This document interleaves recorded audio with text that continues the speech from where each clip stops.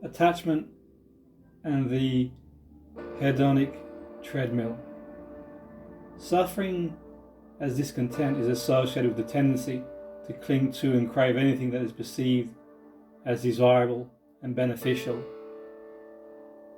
Not only do we view the essence of the wanted object or experience as having constant and permanent value, but, like an addiction, as soon as we acquire or achieve it, it's suddenly not as satisfactory as imagined. We become aware of something else that is more appealing. According to evolutionary psychology, this process was developed over time to ensure survival by ensuring and motivating particular behavior. The entire dynamic mostly takes place outside of the awareness as we attempt to anchor and position ourselves to achieve what we have always been made to believe is important: self-protection, attracting and retaining a mate, protecting kinship, establishing status and affiliation, and avoiding conflict. These motivators are also known as the 7 modular mind domains, which drive our primary and mostly subconscious mental process.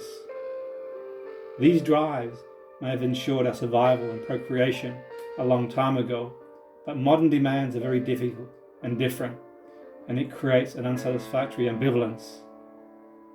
As a result, we have a distorted perception of entitlement, which produces unrealistic expectations. It then becomes a vain pursuit to attain and attach to things, ideas, and opinions to sustain our own mistaken view of the self.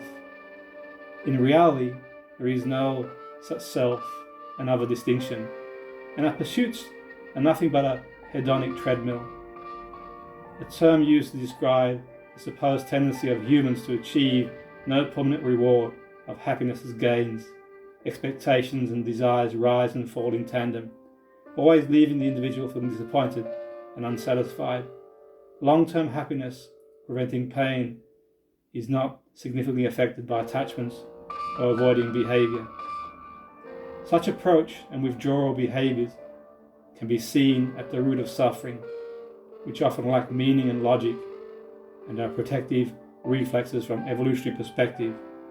In simpler terms, in desperately clinging to our views and perceived value of the self, chasing after needs and avoiding unpleasant experiences, we are trapped in a cycle without meaning and insight.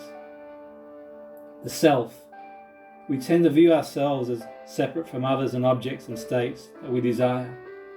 We often conceptualize our identity based on what we think we have achieved and are entitled to. But it is only an illusion. It does not reflect reality. We believe that a separate self exists that retains identity over time, is permanent and enduring, and has controlling powers. However, according to Buddhist teachings, the conception of the self is based on retrospective analysis that has no intrinsic existence.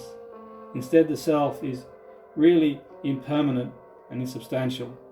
The self is a construct. It's constructed in response to external factors and experience which continually change. So the self can actually be seen as a stream of oneself instead of a finite entity. What we experience, rather, is a continuous flow of perceptions that replace one another in rapid succession. Therefore, our notion of the self is continuously shaped by successive perceptions and interpretations of thoughts, feelings, sensations, and other mental experiences.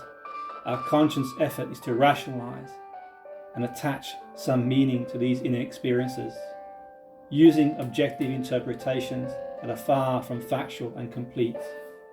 As such, our identity is the sum of all memories, which is therefore fluid, contextual, and sometimes confabulated. We seem to struggle to accept our interdependence and utilize group interaction to support the self-delusion to serve our own perceived interest. In other words, living arises in dependence upon multiple causes and conditions. Nothing exists as a singular, independent entity, including the self. Cognitive theory has also taught us that from feeling arises craving, which results in grasping and ultimately behavior, Therefore, feeling is the outcome of contact between senses and objects. The fact that we base our entire beings on elusive sense of self can have far-reaching consequences if it is out of touch with reality.